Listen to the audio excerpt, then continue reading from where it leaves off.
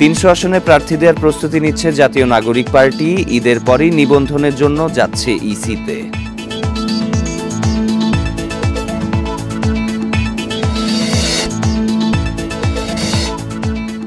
এই ঈদে জামা জুতো অ্যাক্সেসরিজের ডিসকাউন্ট। ধর্ষণের দ্রুত বিচার, সর্বোচ্চ শাস্তির দাবিতে মধ্যরাতে উত্তাল ঢাকা বিশ্ববিদ্যালয়, ধর্ষণ বিরোধী মঞ্চ গঠন।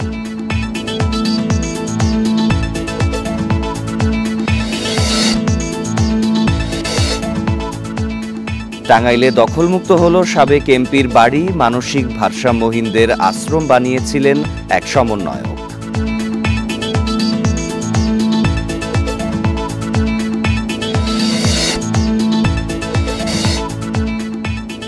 চুয়াডাঙ্গায় জালিয়াতি করে অমুক্তিযোদ্ধা বাবাকে মুক্তিযোদ্ধা বানান স্বরাষ্ট্র মন্ত্রণালয়ের কর্মকর্তা, 12 বছর ভাতা আদায়।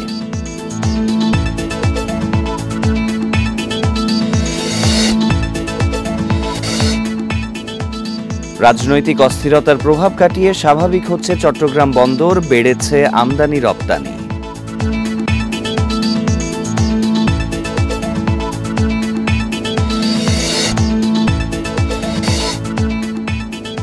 দুবাইয়ে চ্যাম্পিয়ন্স ট্রফির ফাইনাল আজ বেলা 3টায় ভারতের বিপক্ষে নামছে নিউজিল্যান্ড।